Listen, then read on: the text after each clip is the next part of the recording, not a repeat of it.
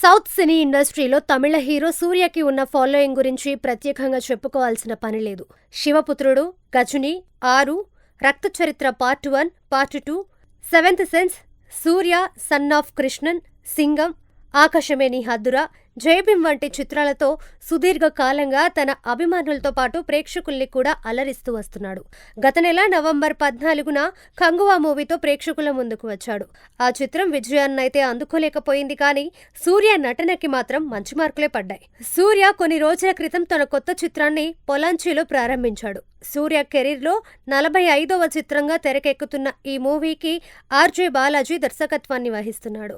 స్వతహాగా కామెడీ నటుడైన బాలాజీ గతంలో నయనతారతో ముక్తి అమన్తో పాటు విట్లా విశేషం అనే చిత్రానికి కూడా దర్శకత్వం వహించడం జరిగింది. దీంతో ఫస్ట్ టైం సూర్య లాంటి స్టార్ హీరోతో బాలాజీ సినిమా చేస్తుండడంతో ఈ మూవీపై అందరిలోనూ ఆసక్తి పెరిగింది.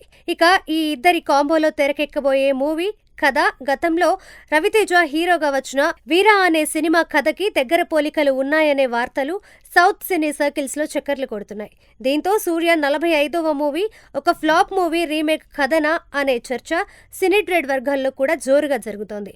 మరి ఈ విషయంపై మేకర్స్ ఎలాంటి క్లారిటీ ఇస్తారో చూడాలి. 2011లో విడుదలైన వీరా మూవీ బాక్సాఫీస్ వద్ద డిజాస్టర్ గా నిలిచింది. రవితేజ సరసన కాజల్ అగర్వాల్, తాప్సీ హీరోయిన్లుగా చేయగా శ్రీదేవి, విజయ్ కుమార్, కిక్ శ్యామ్, రాహుల్ దేవ్, మురళీ శర్మ ముఖ్య పాత్రలు పోషించారు. తమన్ సంగీతాన్ని అందించడం జరిగింది. ఇక సూర్య తన 44వ చిత్రాన్ని కార్తిక్ సుబ్బరాజ్ దర్శకత్వంలో చేస్తున్నాడు. పక్కా యాక్షన్ ఎంటర్టైనర్ గా ఆ చిత్రం రూపుదిద్దుకుంటోంది.